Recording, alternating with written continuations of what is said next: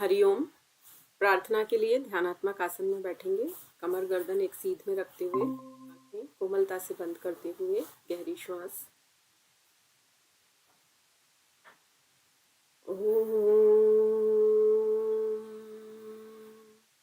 ओंकार बिंदु संयुक्तम नित्यं ध्यायन्ति योगिनः कामदं मोक्षदं चैव ओंकाराय नमो नमः। दोनों हथेलियों का घर्षण करते हुए अपने मुखमंडल पे लगाएंगे। धीरे धीरे नेत्र खोलेंगे। कल जो हमने पढ़ा उसमें से कहीं कोई समस्या है तो बताएंगे, अदरवाइज फिर आपका ओरल ड्रिल स्टार्ट है। सबको बताना है कुछ ना कुछ, जो भी लर्न किया आपने, क्या क्या प्रिपेयर हो गया था। समझ में आया तो तैयार किया होगा, समझ में नहीं आया तो कोई प्रश्न तो पूछिए। हाँ बोलिए। मैम, जो योग के आदि प्रवक्ता थे ना, वहाँ थोड़ी सी प्रॉब्लम आई बस। हिरण्यगर्भ, बस एक शब्द में लर्न कर लीजिए, ठीक है। ओके ओके मैम, बाकी जो पॉइंट्स थे ना उसमें, जैसे 5 पॉइंट्स थे, तो वो पॉइंट्स में ही समझने में थोड़ी प्रॉब्लम आई वो संस्कृत कि में है ना, मतलब। सारा महाभारत के अकॉर्डिंग अलग है, वेदों के अकॉर्डिंग अलग है। देखिए सबका सार हिरण्यगर्भ है। अभी ऐसा ओ, कीजिए, हिरण्यगर्भ लर्न कर लीजिए, बस आदि प्रवक्ता वो है। अब ये रेफरेंस, अगर आप जेआरएफ की तैयारी कर रहे हैं, 35 से आप बिलो हैं, तो आपको फिर इतनी डिटेल में तो जाना ही है। और अगर आप सिर्फ नेट की तैयारी कर रहे हैं, 35 से अप हैं, तो फिर कोई इशू नहीं है, आप हिरण्यगर्भ ही याद रख लीजिए, ठीक है। नहीं मैम, डीप में ही जाना है। डीप में जाना है तो फिर थोड़ा थोड़ा इनको देखते रहिए। फिर जैसे ही PYQ ये यूनिट होगी, हम इसके जो पिछले साल के जो पेपर्स हैं उनके जो क्वेश्चन है साथ के साथ मैं आपको उसका अलग से टेस्ट हर संडे देती रहूंगी। तो उससे आपको पैटर्न पता लग जाएगा कि यूनिट 1 में से कैसे क्वेश्चन पुटअप किए जाते हैं। तो आपको कैसी पढ़ाई करनी है JRF के लिए वो पता लग जाएगा, ठीक है। Okay, thank you ma'am. अब और किसी को कोई भी समस्या, नहीं तो फिर मैं पूछ लूँ। चलिए एटिमोलॉजी बताइए।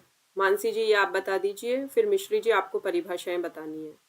वीडियो ऑन कर लेंगे तो अच्छा रहेगा, लेकिन अब ऑडियो तो ऑन करिए, बोलना है सभी को।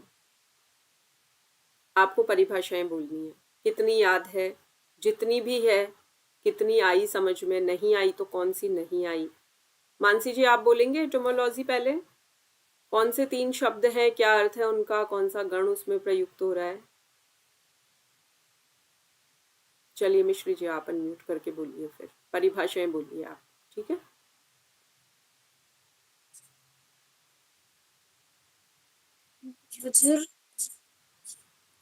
हाँ ये वाला छोड़ दो अभी, ये कल सुनूंगी आपसे। आज परिभाषा वाला तो इजी पार्ट है ना। देखिए श्रीमद् भगवद गीता के अनुसार 3 पढ़ी थी कल हमने, एक हठयोग के अनुसार, एक तंत्र के अनुसार, एक उनकी कठोपनिषद की पढ़ी थी, एक बहुत अलग अलग चीजों से पढ़ी थी ना, महर्षि अरविंद की। कौन कौन सी याद है?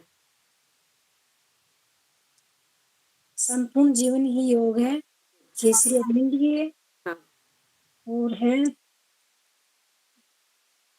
शिव और शक्ति का मिलन।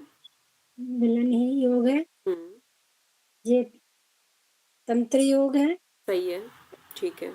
आचार्य श्रीराम शर्मा जी की भी इजी है, वो याद है। कल मैंने एक एग्जाम्पल दिया था ना, भोजन हम परोसते हैं तो उसमें वो दिखने में भी सुंदर होना चाहिए और न्यूट्रिशन वैल्यू भी होनी चाहिए, तो क्या मतलब है उसका?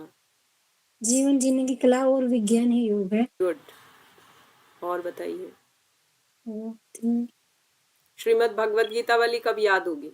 समत्वम योग उच्यते योग है कर्मसु कौशलम, और तम विद्याद दुख संयोगम।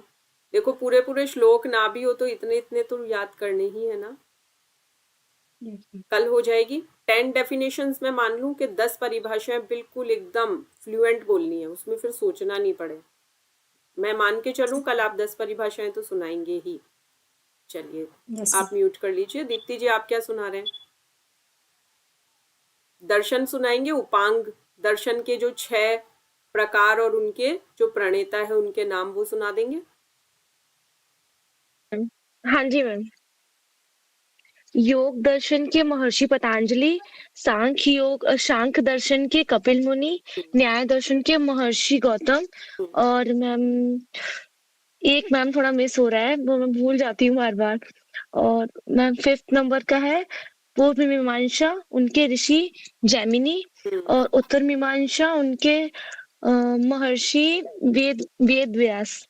ठीक है, चलिए जो और मिस मैम हो रहा है, वेदांग। हाँ जी मैम। जो मिस हो रहा है उसको आप लर्न कर लेना आज। Okay ma'am. और वेदांग शिक्षा, कल्प, व्याकरण, छंद, निरुक्त, अ, ज्योतिष। ज्योतिष। हाँ, यस मैम। चलिए, इसका मतलब स्टडी किए, अच्छा लगा। मिश्री जी आप सुना सकते हैं ये शिक्षा, कल्प, व्याकरण, छंद, निरुक्त, ज्योतिष की सीक्वेंस याद है? बोल देंगे बिल्कुल फ्लुएंट। Yes ma'am. शिक्षा, कल्प, शिक्षा, कल्प, व्याकरण, व्याकरण, निरुक्त, छंद, ज्योतिष। सीक्वेंस अलग कर दी। सीक्वेंस मैटर करती है। पता है अभी अभी हमने ये जो अटेम्प्ट दिया है ना, लास्ट मंथ जो एग्जाम दिया है, आपके सिलेबस के यूनिट फर्स्ट की सीक्वेंस पूछ ली गई है। आप करेंगे अभी पीवाईक्यू में, यूनिट 1 के पीवाईक्यू में करवाऊंगी, देखने को मिलेगा आपको। तो ये सीक्वेंस बहुत मैटर करती है, इसको आप लाइटली मत लो।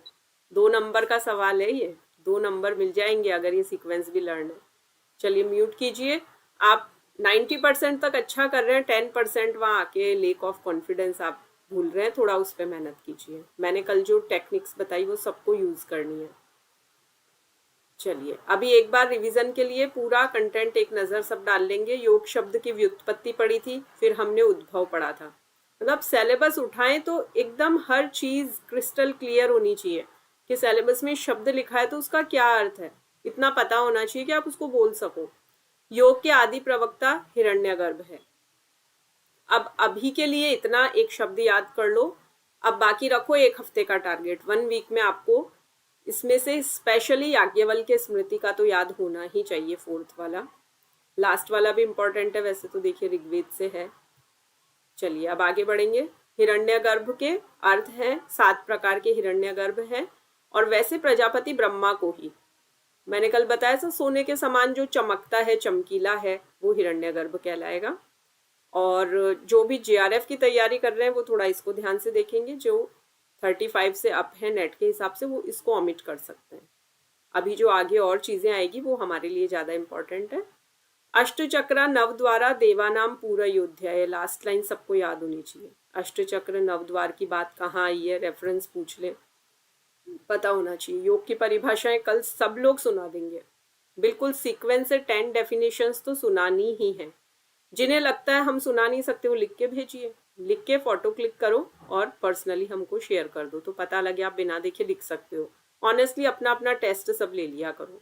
पूरे श्लोक याद करने ही है, नहीं होते हैं तो इतना सा तो एटलीस्ट योगा कर्मसु कौशलम समत्वम योग उच्यते और तम विद्याद दुख संयोगम वियोगम योग संगीतम, इतना तो होना ही चाहिए। ये सारी छोटी छोटी डेफिनेशंस है, 4 बार पढ़ने में लर्न हो जाएगी, बिना देखे लिखिए। हाँ बोलिए दीप्ति जी। मैम मुझे समझ में तो आया था वो, बट मुझे ये समझ में नहीं आया था, जैसे महाभारत है, महाभारत में लिखा गया था हिरण्य गर्भी युगस्य वक्ता नास्य पुरातन, मतलब ये एक्सप्लेन किया गया है महाभारत के बिल्कुल अकॉर्डिंग कि हिरण्य गर्भ के मतलब जो योग के आदि प्रवक्ता है वो कैसे है, क्यों हिरण्यगर्भ, है। बिल्कुल बिल्कुल बिल्कुल। ओके मैम, ये कंफ्यूजन था नहीं, बस। हर जगह अलग अलग, मतलब सब जगह जिक्र आया है, हर जगह नाम हिरण्यगर्भ आया, लेकिन अलग अलग ग्रंथों में। अब ये भी अलग अलग कालों में लिखे गए ना, सबसे पहले वेद आए, फिर उपनिषद आए, फिर स्मृतियां आई, फिर पुराण आए। तो ये भी एक सीक्वेंस चल रही है ना। सृष्टि के आरंभ में वेद लिखे गए, लिखे नहीं गए अपौरुषेय है, ऋषियों ने ध्यानावस्था में सुना, उनको लिख दिया उन्होंने ग्रंथ के रूप में।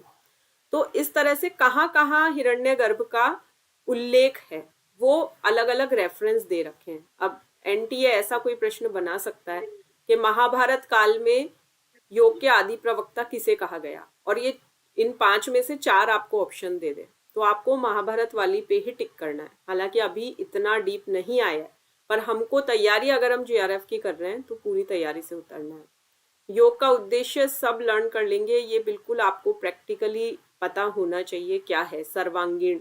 WHO की डेफिनेशन यहाँ कनेक्ट हो रही है, कल मैंने डिटेल में समझाया था, एक बार फिर से रिकॉर्डिंग देख लेना, कोई कंफ्यूजन है तो पूछ लेना। शारीरिक महत्व पूछे, न तस्य रोगो न जरा न मृत्यु, जरा यानी वृद्धावस्था, मृत्यु, रोग कुछ भी नहीं होता है, योगाग्निमय शरीर होता है। तो आपको सारे डायमेंशन में बताना आना चाहिए योग का महत्व। इन चारों की डिटेल हम अभी पढ़ेंगे, संगीता, ब्राह्मण, आरण्यक, उपनिषद क्या है, कल मैंने शॉर्ट में बता दी थी और अभी पढ़ लेंगे हम। और बाकी वैदिक जो वांग्मय है यानी वेद से संबंधित जो भी साहित्य है, जो पुस्तकें हैं, जो ग्रंथ हैं, उनको अगर विभाग किया जाए तो दो है, एक तो ज्ञान कांड और एक कर्म कांड। कर्म कांड जो बाहरी क्रियाएं हम करते हैं, घर में हवन करना, होम करना, और ज्ञान कांड जो हम प्राणायाम, मन में कोई धारणा, स्वाध्याय, अपना खुद का चिंतन, मेडिटेशन, वो सब ज्ञान कांड में आते हैं। तो ये डिफरेंस है दोनों में। अब षड दर्शन में योग और सांख्य एकदम पेयर में सब लर्न करेंगे। न्याय वैशेषिक साथ होगा, पूर्व मीमांसा, उत्तर मीमांसा। तो जो पूर्व मीमांसा है ना, वो कर्म कांड पे महत्व देता है, एम्फेसाइज करता है, और उत्तर मीमांसा में ज्ञान कांड पे एम्फेसाइज है। और वेदांग के 6 सीक्वेंस लर्न करेंगे, प्लस ये पूरा घ्राण, हस्त, मुख, नासिका, ये सब शॉर्ट नोट्स बना लेंगे, बिल्कुल तैयार होने चाहिए सबके नोट्स साथ के साथ। अब ये हमने कल इनको भी डिटेल में देखा था, इसका आप स्क्रीनशॉट भी ले चुके हैं, तो सबने लिख ही लिया होगा आई होप। अब हम आज आगे से प्रारंभ करेंगे। देखिए, ये जो वेद हैं वो 4 हैं, ऋग, यजु, साम, अथर्व, ठीक है। अब ये कहाँ कहाँ इनके बारे में कौन से महावाक्य कहे गए हैं वो देखेंगे हम। सबसे पहले अध्ययन के चरण क्या है, अगर वेदों की स्टडी करते हैं तो सबसे पहले, अभी जैसे अपनी क्लास हो रही है सपोज, तो आप लोग क्या कर रहे हैं, अभी श्रवण कर रहे हैं। ऐसा नहीं आते ही मैंने आपसे कहा चलिए क्या पढ़ के आए हो सुनाओ, अरे कल फर्स्ट क्लास थी, कल मैं आप लोगों से थोड़ी पूछती क्या पढ़ के आए हो, कल तो मैं बोली, आप लोगों ने सुना, फिर आपको लगा कि इतनी पढ़ाई हो चुकी है, अब हमें इसके ऊपर अपना होमवर्क करना है। आपने फिर मनन किया कि आज क्या क्या टॉपिक कवर हो चुके हैं, रात को सोने से पहले किया होगा, सुबह किया होगा, या जब भी समय मिला आपने उस पर मनन किया।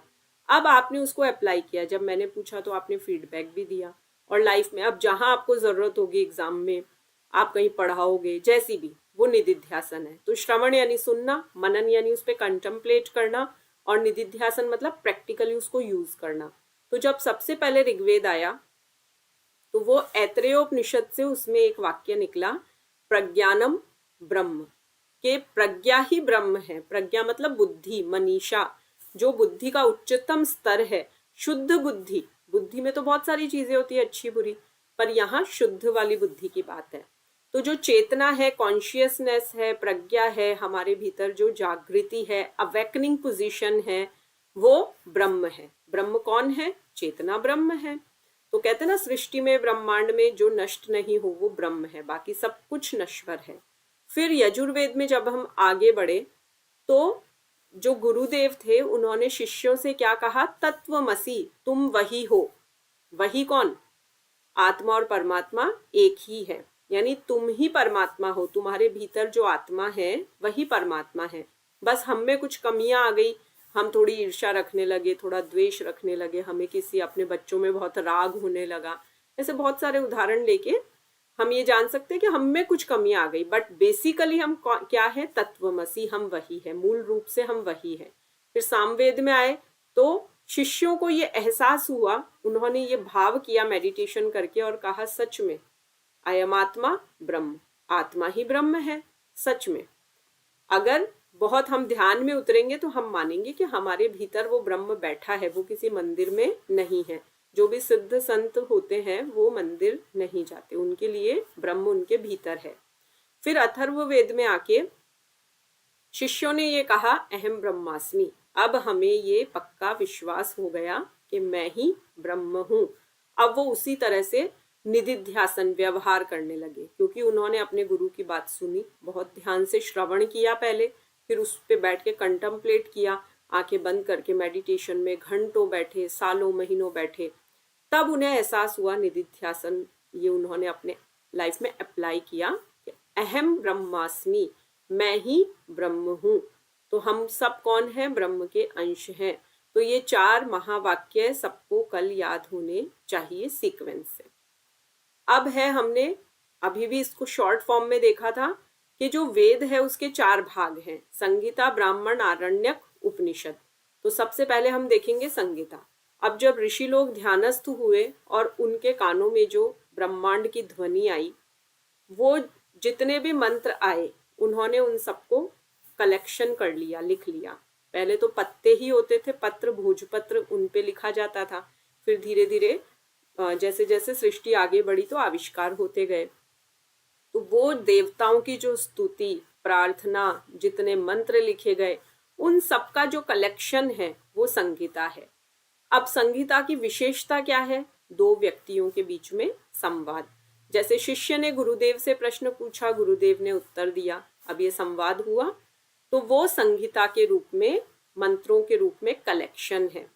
तो यज्ञ करेंगे, स्तुति करेंगे, प्रार्थना, उपासना, उसमें हमें ये सब मंत्रों की आवश्यकता ही तो पड़ेगी। फिर ब्राह्मण, अब संस्कृत को वेदवाणी कहते हैं ना, देववाणी, देवों की वाणी है, देवता लोग संस्कृत में बात करते हैं। तो देवता, हालांकि भावना से अगर हम इंग्लिश में भी प्रेयर कर रहे हैं तो वो पहुंचेगी हमारे इष्ट तक, लेकिन क्योंकि हम सनातन संस्कृति से है तो ये मानते हैं संस्कृत देववाणी है। तो हमारे जितने भी वैदिक ग्रंथ है सब संस्कृत में लिखे गए हैं। फिर आगे बढ़े तो अब ब्राह्मण, ब्राह्मण क्या है? कर्मकांड और यज्ञ विधान। कि हमने अब मंत्रों का कलेक्शन तो कर लिया, अब मंत्र बोले जाएंगे तो साथ में कुछ क्रिया भी तो होनी चाहिए। तो जो अग्निदेव है वो क्या है? देवताओं का मुख है। देवता भोजन कहाँ से लेते हैं? अग्नि में हम जो आहुति देते हैं, स्वाहा करके, स्वधा करके, तो वो जो आहुति पहुंचती है वो देवताओं का भोजन है, देवता वो भोजन ग्रहण करते हैं। तो अब ब्राह्मण का अर्थ है यज्ञ हुए। अब आप श्रीमद् भगवद गीता पढ़ोगे, वहां भी है कि यज्ञ करने से वर्षा होती है, देवता प्रसन्न होते हैं, वर्षा करते हैं, वर्षा होती है तो अन्न उपजता है, अन्न उपजता है तो सृष्टि चलती है। सपोज अन्न ना उपजे तो क्या होगा? तो यज्ञ इतना जरूरी है। तो जो भी कर्मकांड है, यज्ञ विधान है, वो ब्राह्मण में आता है। तो अब जो वेद मंत्र है उनका सही उच्चारण भी तो आना चाहिए। अभी मैं आपसे कह दूं कि चलिए ये पढ़ के सुनाइए, तो आप कहेंगे संस्कृत नहीं पढ़ी, मैं तो कॉमर्स स्ट्रीम से हूँ, कोई बोलेगा मैं साइंस स्ट्रीम से हूँ, हमने नहीं पढ़ी है। लेकिन अब आप सीखेंगे तो मंत्रों का अब सही उच्चारण सीखा तो वो हो गया ब्राह्मण, दूसरा स्टेप हो गया। हमें एक कलेक्शन मिल गया मंत्रों का, अब हमने उसका उच्चारण सीखा। फिर हम आगे आए आरण्यक। अब मंत्र भी खूब बोल लिए। अब कई पंडित होते हैं जोर जोर से बड़े अच्छे मंत्र बोलते हैं, लेकिन अगर उनका मनन नहीं किया तो फिर कोई मतलब नहीं है कि हम फ्लुएंटली मंत्र बोल रहे हैं लेकिन हम उनका अर्थ ही नहीं जानते, हमने उन पे विचार ही नहीं किया, तो क्या मतलब है? तो फिर शिष्यों को ये निर्देश मिला कि अब तुम एकांत साधना करो। तो जैसे हिमालय पे योगी लोग साधना करते हैं, हठ योग में मठिका बताइए कि मठिका में हठ योगी साधना करते हैं, तो वो एकांत में बैठे, एकदम नीरवता, एकांत, रिक्त, कुछ भी नहीं, पशु पक्षी है बस, निर्जन प्रदेश, मनुष्य कोई नहीं जा रहा है, बाह्य संसार से विरक्त हो गए, मेरे घर में कौन है, क्या है, किसके क्या हालचाल है, कुछ पता नहीं। बैठे, ध्यान किया, प्रत्याहार मतलब इंद्रियों को बाहर के विषयों से हटा के अंदर समेटा और ध्यान किया, तो वो है आरण्यक। आरण्यक का नॉर्मल सामान्य अर्थ है जंगल। तो साधना कहाँ होती है? कोलाहल में, पब्लिक में नहीं होती है ना। आपके घर 10 गेस्ट आ जाए तो क्या आप मेडिटेशन कर सकते हो? वो एकांत में ही होगी साधना। तो ये तीसरा स्टेप हुआ आरण्यक। अब आरण्यक में जब पूरा मेडिटेशन करके हमें ब्रह्म का तत्व जानने को मिला, हमने मंत्र भी बोले, हमने हवन भी किए, फिर हमने उस पर मनन भी किया, मेडिटेशन भी किया। अब हम उपनिषद की तरफ आए, वेद का अंतिम भाग वेदांत। अब हमें वेदों की आवश्यकता नहीं है, हमें उसका जो सार है, हमारे पास दही होता है, मथते रहते हैं, वो दही हमारे लिए बहुत खास होता है, लेकिन अगर उसमें से मक्खन निकल आया, नवनीत निकल आया, पूरा सार निकल आया, तो फिर हमारे लिए उस दही का महत्व कम हो जाता है, मक्खन का महत्व ज्यादा हो जाता है। आपने ये पूरा यूनिट पढ़ लिया, उसके बाद आपने इसके शॉर्ट की नोट्स बना लिए और एक पेपर पे वो पूरे की नोट्स आपने लर्न कर लिए। अब आपके लिए इस कंटेंट की कोई वैल्यू बहुत ज्यादा नहीं है। हम कहें पीडीएफ दें तो आप बोलेंगे अरे मुझे सारा लर्न है, मुझे नहीं चाहिए। तो यहाँ क्या हुआ है, साधक अंत में आया, उसने मंत्रों का अर्थ भी जान लिया, आत्मा और ब्रह्म का रहस्य भी उसे पता लग गया।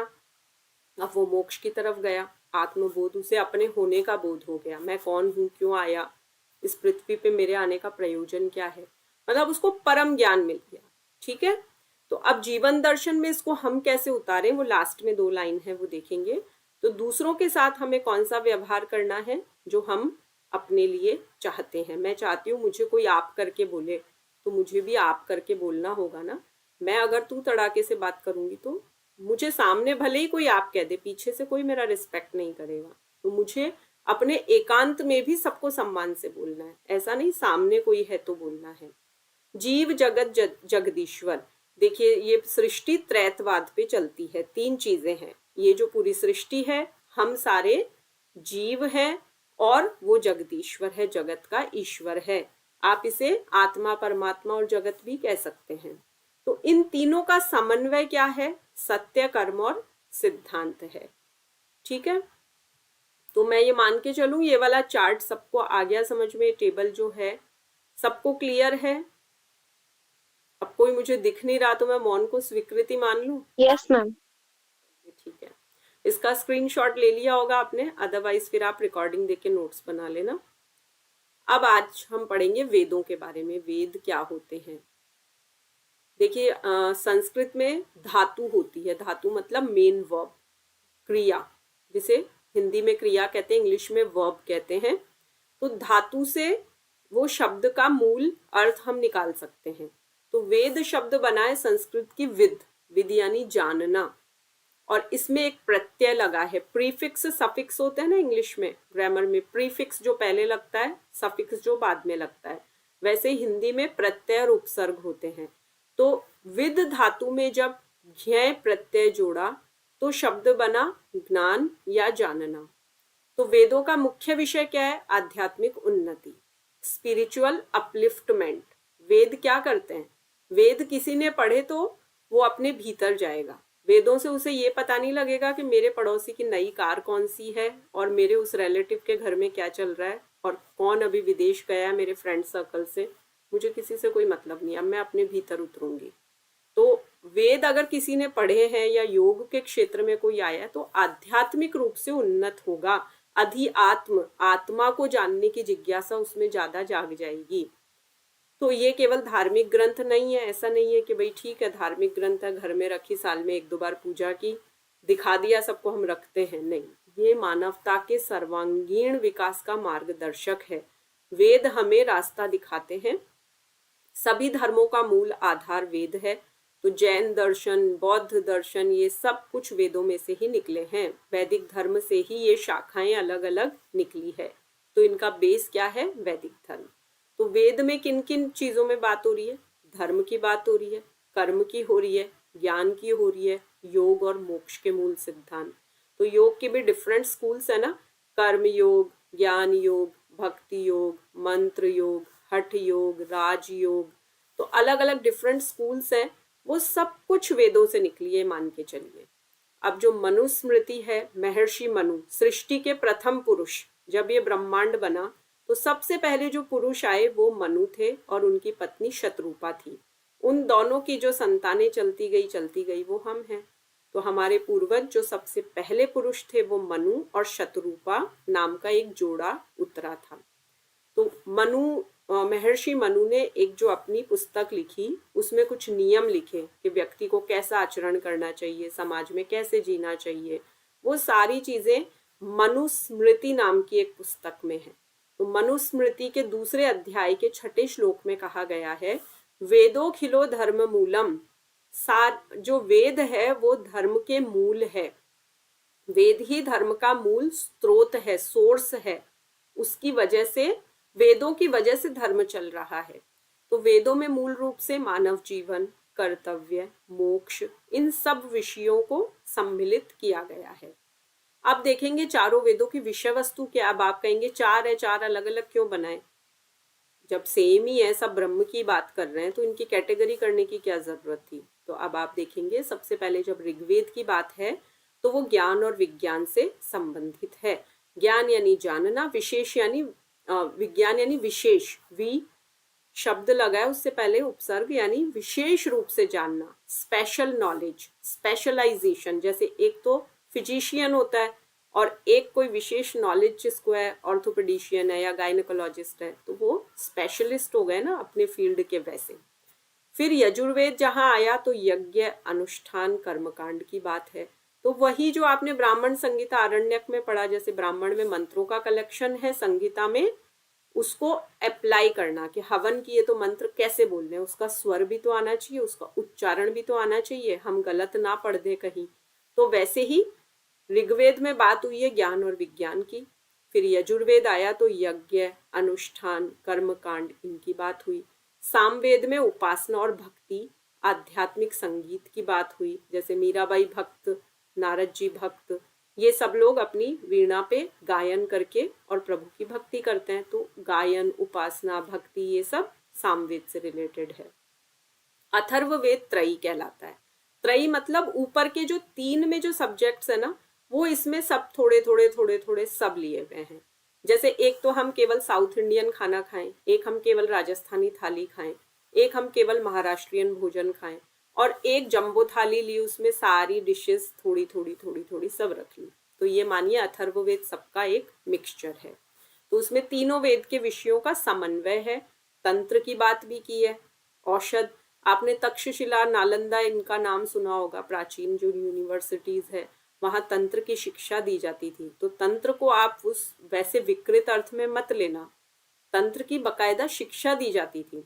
औषध, औषधि के बारे में जैसे आचार्य चरक, सुश्रुत, ये आयुर्वेदाचार्य हुए ना, तो इन्होंने औषधि के ऊपर बहुत एक्सपेरिमेंट किए। वो नीति की शिक्षा दी जाती थी, विदुर नीति है, जो महात्मा विदुर हुए महाभारत काल में, उन्होंने नई नीति जो अपनी लिखी। चिकित्सा, ये सारे सम्मिलित विषय हैं। तो ये बोल्ड में ब्लैक कलर में त्रयी विद्या लिखा है ना, तो आप ये याद रख लेना कि जब तीनों का मिंगलिंग जिसमें आ जाए वो त्रयी है। तो वो कौन सा है? चौथा वाला अथर्ववेद है। ठीक है, ये पूरा पेज क्लियर है सभी को? आगे बढ़ें। चलिए अब वेदों की विषय वस्तु देख ले हम, सब्जेक्ट मैटर, किस विषय पे बात हो रही है। तो ऋग्वेद में किसके बारे में बात हो रही है? ज्ञान और विज्ञान, सृष्टि का प्राचीनतम, सबसे पुराना, ओल्डेस्ट, मानवीय संस्कृति का उच्चतम दर्शन प्रस्तुत करता है। इसमें सूक्त है, सुभाषित है, उत्तम वचन है सब संस्कृत में। जैसे पातंजल योग सूत्र है, उसमें सूक्त ही सूक्त है ना, वैसे सुभाषित मतलब 4 लाइनों के संस्कृत के अच्छे वचन, अच्छी वाणी बोली गई है, अच्छी भाषा, उत्तम वचन है। यजुर्वेद है, इसका विषय क्या है? श्रेष्ठ कार्य, और उत्तम कार्यों की ये शिक्षा देता है। मनुष्य की उन्नति का दूसरा चरण है ये।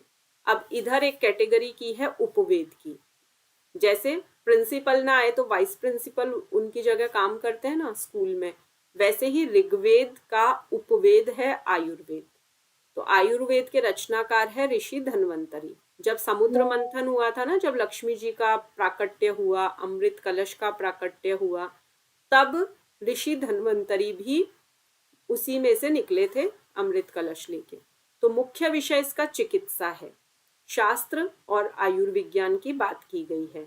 दूसरा जो यजुर्वेद है उसका उपवेद है धनुर्वेद।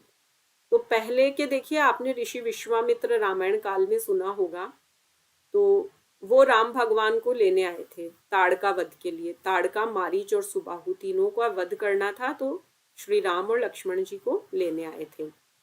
फिर उनको वहां वन में ले जाने से पहले, दंडकारण्य में ले जाने से पहले उन्होंने दिव्य अस्त्रों की उनको शिक्षा दी थी, पूरी बकायदा ट्रेनिंग दी। भगवान राम स्वयं अवतार विष्णु भगवान के, गुरु वशिष्ठ जी के आश्रम में पूरी शिक्षा लेके आए हुए। लेकिन ऋषि लोग, जो स्पेशली विश्वामित्र जी, वो क्षत्रिय थे, बाद में उन्होंने संन्यास लेके ब्राह्मण कर्म ये धारण किया। लेकिन वो युद्ध कला में निपुण थे और वो ये मानते थे कि राक्षसों का आतंक बढ़ रहा है, तो ब्राह्मणों को भी केवल हवन नहीं करना है, उनको भी अस्त्र शस्त्र की शिक्षा होनी चाहिए और हमें सेल्फ डिफेंस करना चाहिए।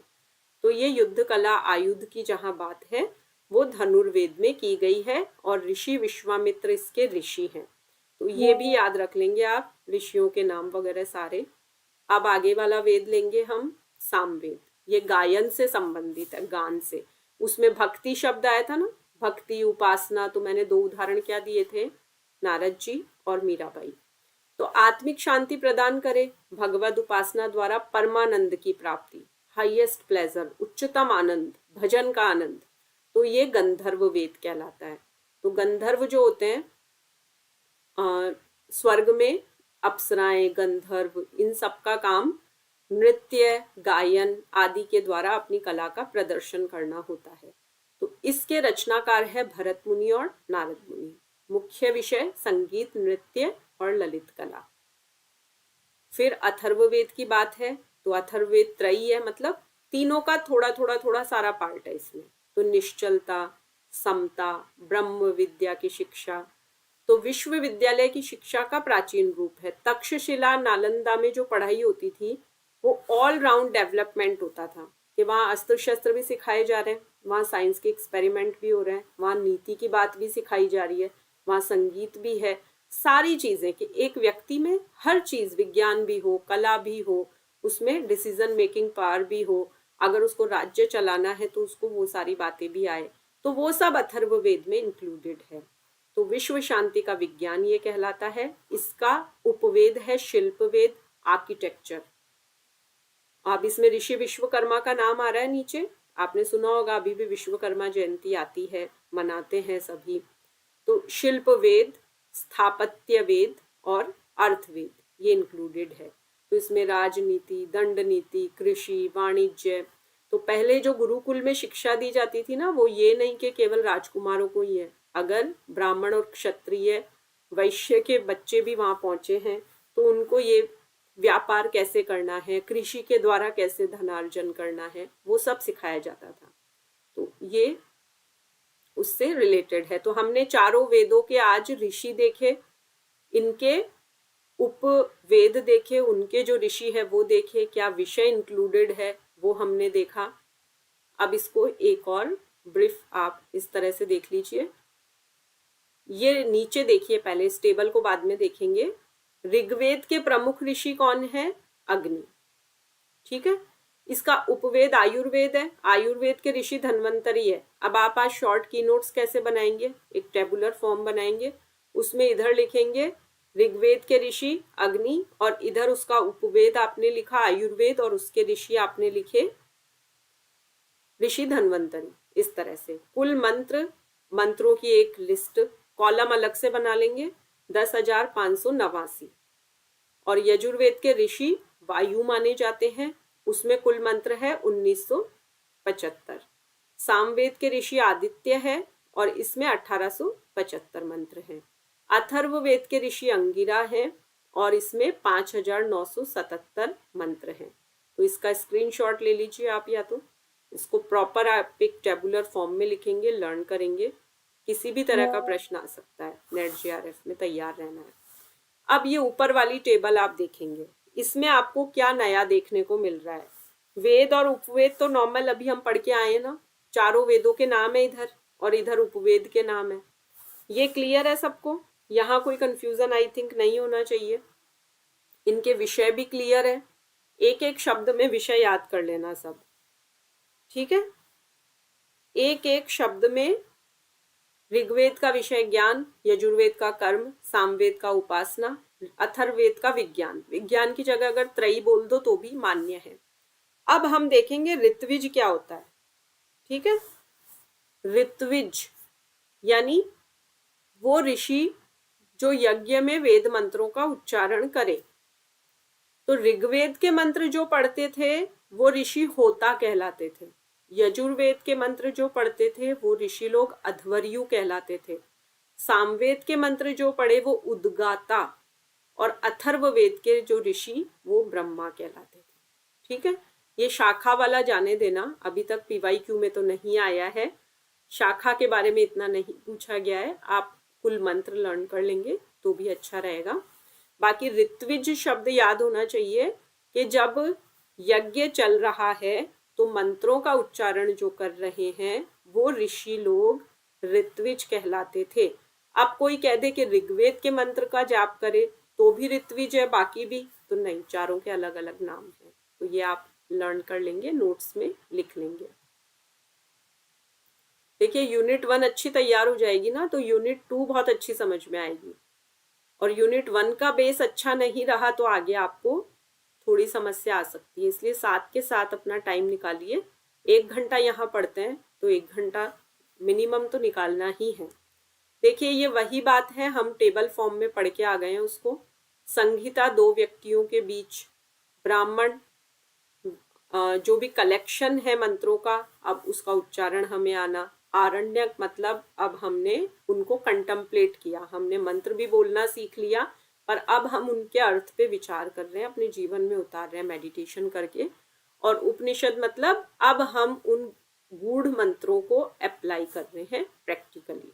तो धर्मो रक्षति रक्षित है, तो धर्म की रक्षा करने वाला, अगर मैं धर्म की रक्षा करूंगी तो धर्म मेरी रक्षा करेगा। श्रीमद् भगवत गीता में एक लाइन है ना, योगक्षेमम वहाम्यहम, जो अपने कर्म मुझे समर्पित कर देता है हे अर्जुन, उसके योग की, क्षेम की रक्षा मैं खुद करता हूँ, भगवान श्री कृष्ण कह रहे हैं। तो वैसे ही अगर हम धर्म की रक्षा करेंगे, हम धर्म का पालन करेंगे, अपने बच्चों को हम धर्म का पालन करना सिखाएंगे, तो धर्म हमारी रक्षा करेगा। तो दूसरों के साथ वैसा ही व्यवहार, ये बातें आप अभी जस्ट पहले वाली स्लाइड में पढ़ के आए हैं, वही कॉमन बात है, कुछ अलग नहीं है। उसको टेबुलर फॉर्म में दिया था, वहां से आप नोट्स बना लेना, बेस्ट कंटेंट है वो। चलिए अब आगे बढ़ेंगे हम। अब तक बताइए, अब ये अलग सा टॉपिक है, प्रस्थान त्रयी थोड़ा अलग है। अभी तक पढ़ा हुआ क्लियर है सबको? आगे बढ़े या रुके, कुछ पूछना है? मौन स्वीकृति, मौन को मैं स्वीकृति मान लूं? चलिए अब हम पढ़ेंगे प्रस्थान त्रयी। त्रयी यानी 3, प्रस्थान यानी जाना। तो कहाँ किसको जाना है, पता है किसी को? कोई बताएगा?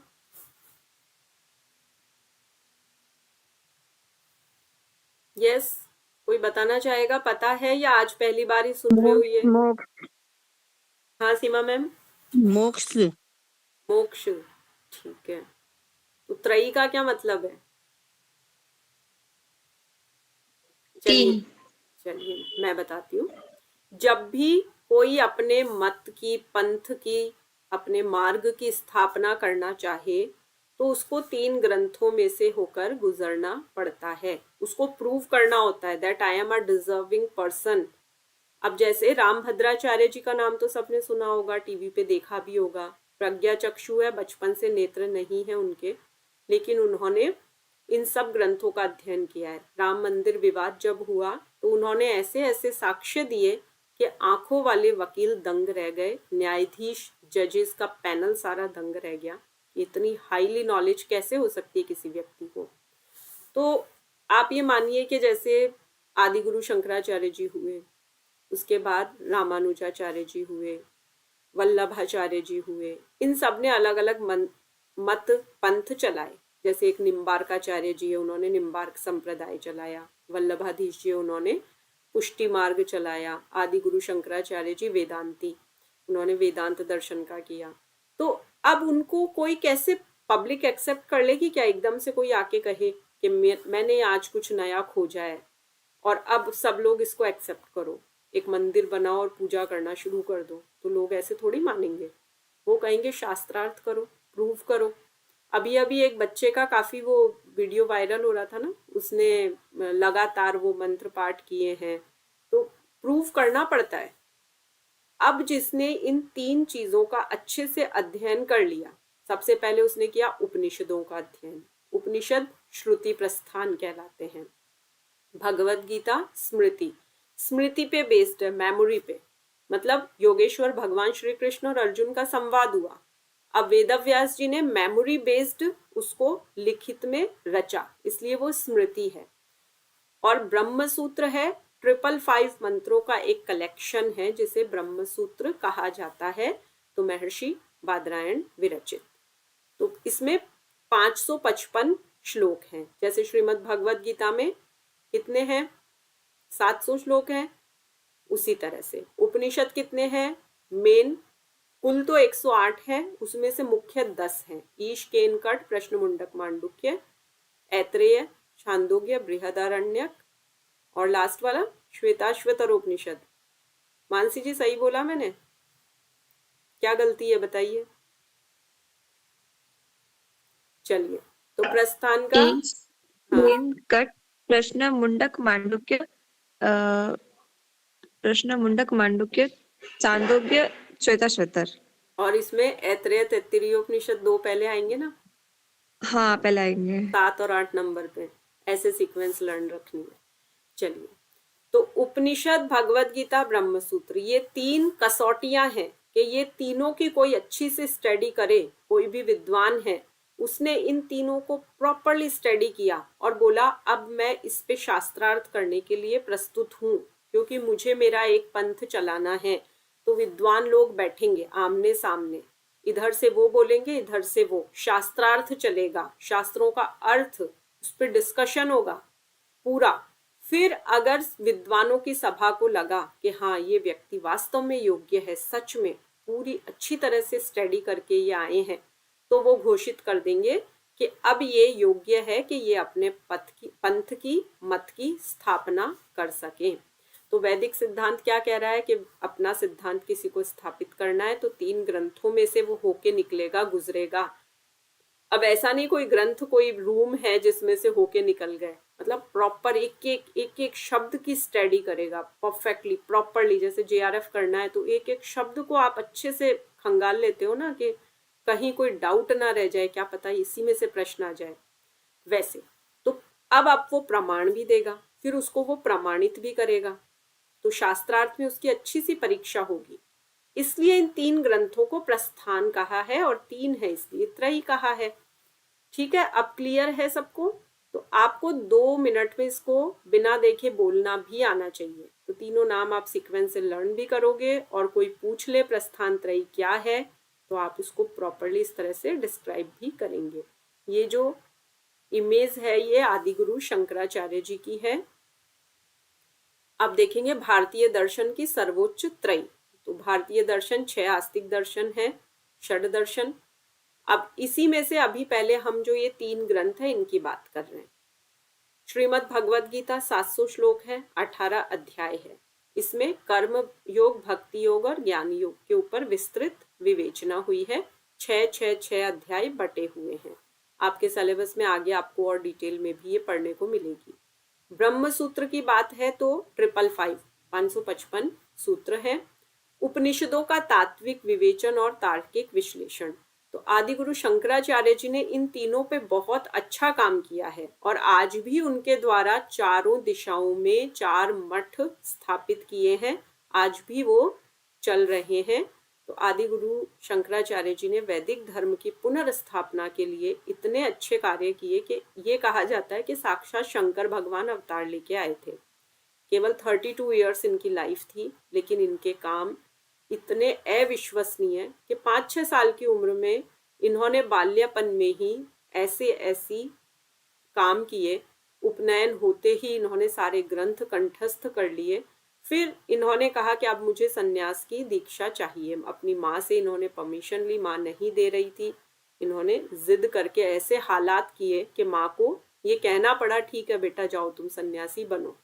फिर ये अपने गुरुदेव की तलाश में हिमालय पर गए। वहां गुरु गोविंद गौड़पाद से इन्होंने फिर दीक्षा ली। गुरुदेव साधना में लीन थे गुफा में। ये महीनों बाहर बैठ के प्रतीक्षा करते रहे, लेकिन ये संकल्प लेके गए थे मुझे इन्हीं गुरुजी से दीक्षा लेनी है। फिर इन्होंने वैदिक धर्म के प्रतिष्ठापना का काम किया। तो ब्रह्म सूत्र 555 उपनिषदों का, वेदांत का ये एक सूत्रात्मक ग्रंथ है। मुख्य उपनिषद 108 है, लेकिन 10 प्रमुख है जिन पे इन्होंने टीका लिखी। कल हमने टीका भाष्य शब्द को डिटेल में समझा था अच्छी तरह से क्या होता है, तो आदि गुरु शंकराचार्य जी ने लिखी थी। और ज्ञान मार्ग का, ये ज्ञान मार्ग के सर्वोच्च अधिष्ठाता कहेंगे, प्रतिष्ठापित किया इन्होंने ज्ञान मार्ग को। पहले ये केवल शिव की उपासना करते थे, बाद में ये शक्ति की भी उपासना करने लगे। इनके जीवन में कोई ऐसी घटना हुई कि फिर ये माँ के स्तोत्र इन्होंने बहुत ज्यादा लिखे हैं, बहुत अच्छे अच्छे कनकधारा स्तोत्र। आप कभी पढ़ के सुन के देखिए, यूट्यूब पे एक माधवी मधुकर झा नाम की एक बहुत अच्छी महिला है, बहुत अच्छा स्वर उच्चारण है उनका, कभी सुन के देखना, बहुत आपको आनंद का अनुभव होगा। अब देखेंगे हम पुरुषार्थ चतुष्टय। तो मैं ये मानूं कि प्रस्थान त्रयी समझ में आ गया सबके, प्रस्थान त्रयी की डिटेल समझ में आ गई।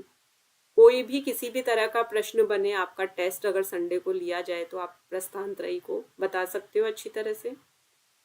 दीप्ति जी और मिश्री जी पढ़ लोगे। अब ये बताइए, इतना ही रखें, इतना ही रखें या आगे पढ़े? ऐसा नहीं होना चाहिए मैं बॉलिंग कर रही हूँ, आपके no ball, wide ball, bouncer, मतलब बैट पे आ ही नहीं रही है कि क्या चल रहा है, ऐसा तो नहीं हो रहा। कहीं अगर ऐसा लगे कि स्पीड बहुत ज्यादा है, हम लोग बैटिंग नहीं कर पा रहे हैं, आप थोड़ी सी फास्ट बॉलिंग बंद कीजिए, स्पिनिंग बंद कीजिए और मीडियम पेसर बनिए, तो वैसा हम विचार कर सकते हैं। आप बोलेंगे तो पता लगेगा, नहीं बोलेंगे तो कुछ पता नहीं लगेगा, फिर मैं पढ़ाती रहूंगी। मैम इतना ही रहने दो, पीछे वाला भी कंटेस्ट करना है ना। बस, तो यही तो सुनना था मुझे, तो मुझे कहना क्यों पड़ा? थोड़ा सा अधिकार आप भी रखिए। अगर हम साथ पढ़ रहे हैं तो आपको बोलना चाहिए, हैंड रेस करके बोल देना चाहिए। अभी हमारे पास 15 मिनट है, हम पुराना भी रिवाइज कर सकते हैं, उसमें से आप कुछ पूछना चाहे तो पूछ भी सकते हैं। यहाँ पे बैठ के कोई नोट्स लिखने हैं तो वो भी आप साइलेंटली लिख सकते हैं। नहीं तो देखिए, मानसी जी तो एक टर्म में पढ़ चुकी है, इनका प्रिपेयर है ये यूनिट, ये तो यही कहेंगी कि आगे करवा दो, लेकिन मुझे आप दोनों का लगा इसलिए मैंने एम्फेसाइज किया, पूछा। अब आप नहीं बोलोगे तो मैं तो इसके आगे 3-4 स्लाइड और पढ़ा दूंगी। चलिए ठीक है, अब इतना ही रखेंगे और इसी को थोड़ा सा वापस रिवीजन में लेते हैं। आज जो पढ़ा उसी को एक बार प्रॉपर रिवाइज कर लेते हैं। चलिए, ये कल वाला था, ये हमारा सीक्वेंस हुआ और आज ये है। अभी इनको एक एक बार सब अनम्यूट करके बोल के बताओ। ये जो महावाक्य है ना, क्या आप सही उच्चारण करते हो? मुझे पता तो लगे। प्रज्ञानम ब्रह्म तत्वमसि सही बोलते हो क्या? स्पेशली दीप्ति जी और मिश्री जी, आपको एक एक बार इनको उच्चारण करके मुझे सुनाना है। बोलिए।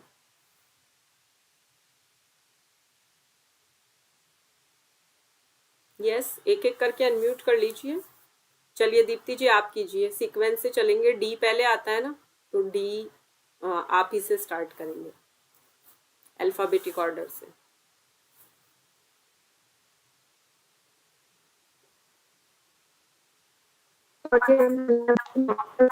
इशू कर रहा है, लैपटॉप तो अच्छा वर्क नहीं कर रहा, मुझे समझ नहीं आया आपने क्या बोला।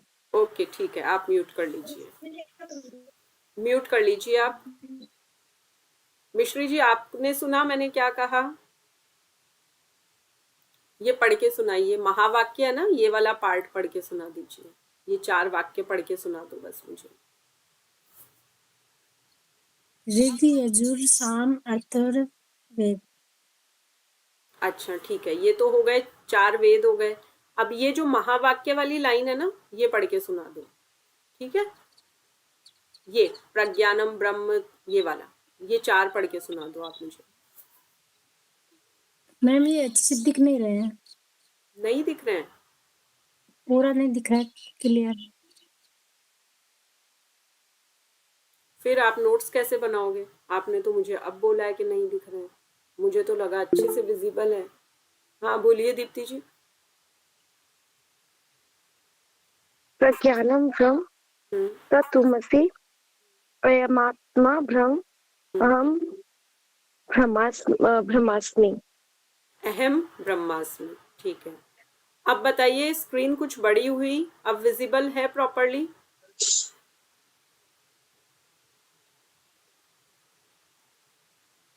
अभी दिख रहे हैं सबको प्रॉपरली?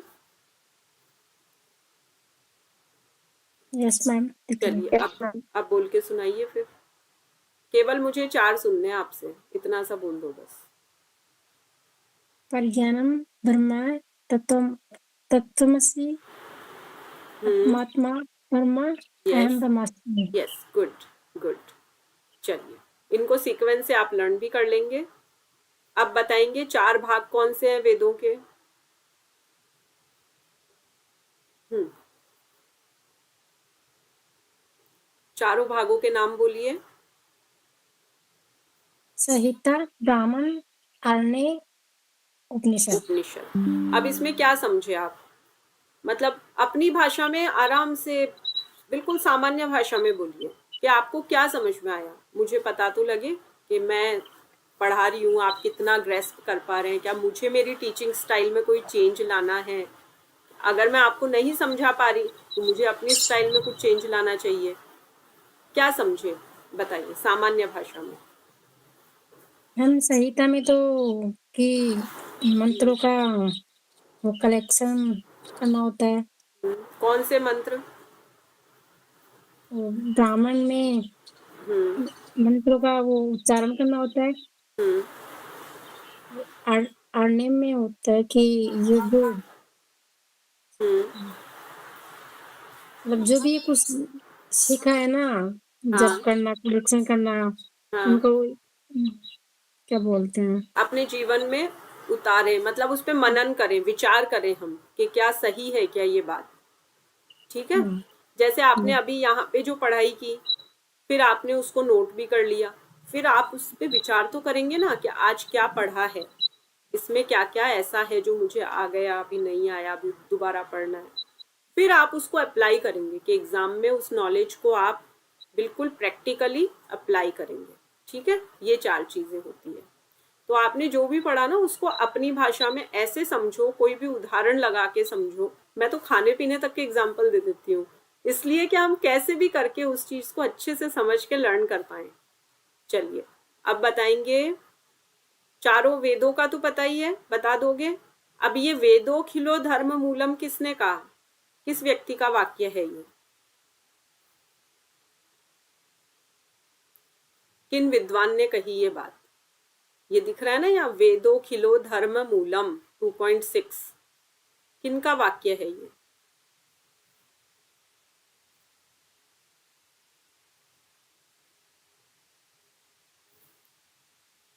यस, कोई भी बताइए। चारों में से जो भी बोलना चाहे अनम्यूट करके बोलिए।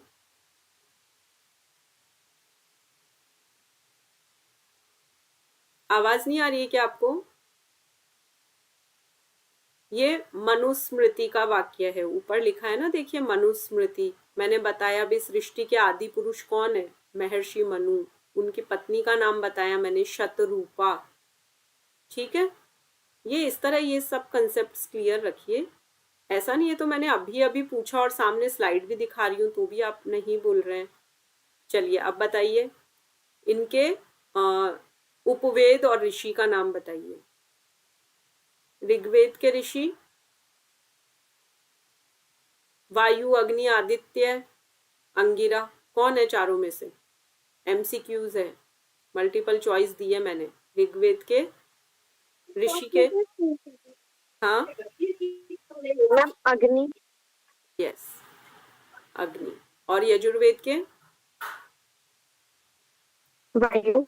वायु। और तीसरा अथर्ववेद?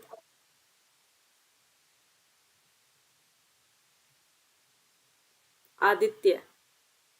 और चौथे नंबर पे अंगिरा। कैसे याद रखोगे भाई? फर्स्ट 1, 3 एंड 4 ए, केवल यहाँ वायु है। अभी तो हठ योग में बहुत चीजें याद करनी है, आगे के यूनिट्स में इतनी चीजें लर्न करनी है ना, तो ऐसे क्लू बना के लर्न कर लो ना, जल्दी हो जाएगा। कैसे याद रहेगा? रात को सोने से पहले आंखें बंद करके चारों के ऋषियों के नाम याद करोगे तो फर्स्ट में ए है, थर्ड में भी ए है, फोर्थ में भी ए है। अब उनको बड़ा करके कि किस में क्या है। अब आपके कोई कजिन है, मैंने तो ऐसे याद किया मेरे कजिन का नाम आदित्य है, तो फिर मैंने सामवेद को वहां कनेक्ट किया कि मेरे उस कजिन को गाना बजाना बहुत पसंद है, तो सामवेद ले लिया। देखो, ये क्लूज लगाने पड़ेंगे और अभी से लर्न कर लोगे ना तो एग्जाम के समय बर्डन नहीं आएगा, नहीं तो स्ट्रेस में आ जाओगे। अगर अभी से क्लूज बना के लर्न कर लिया तो बहुत अच्छा रहेगा। तो मैं सजेस्ट करूंगी साथ के साथ पढ़ लिया करो। चलिए, प्रस्थान त्रयी क्या है? क्या समझ में आया? प्रस्थान त्रयी को अगर अपनी भाषा में समझाना हो तो कैसे समझाओगे, बताइए।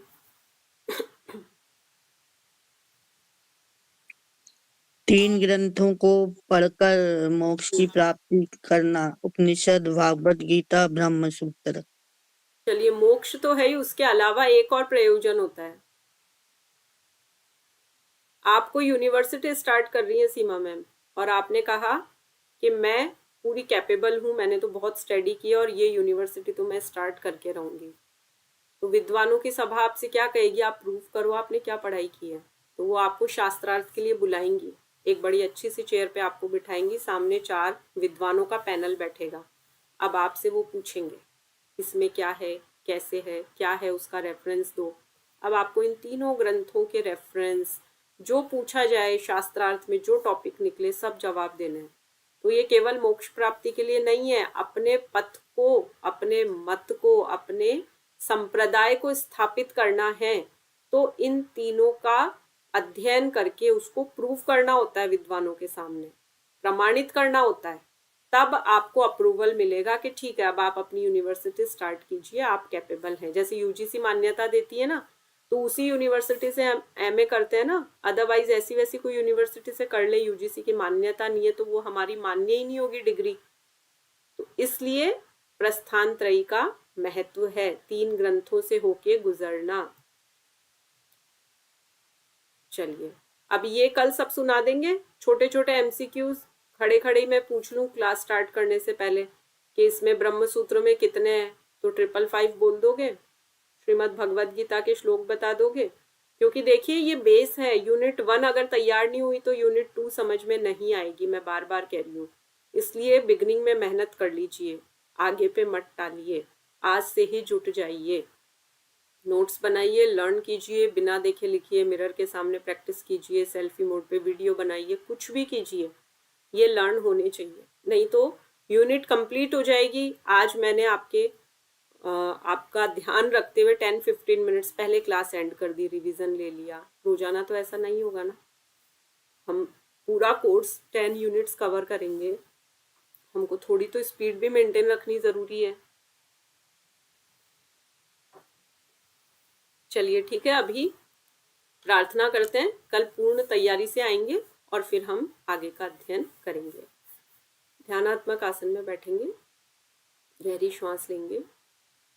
ओम शांति शांति शांति, सर्वारिष्ट सुशांतिर्भवतु। Rub your palms, touch your eyes, gently open your eyes.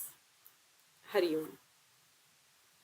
नमस्ते रचना जी, सभी को नमस्ते प्रणाम। नमस्ते सीमा मैम।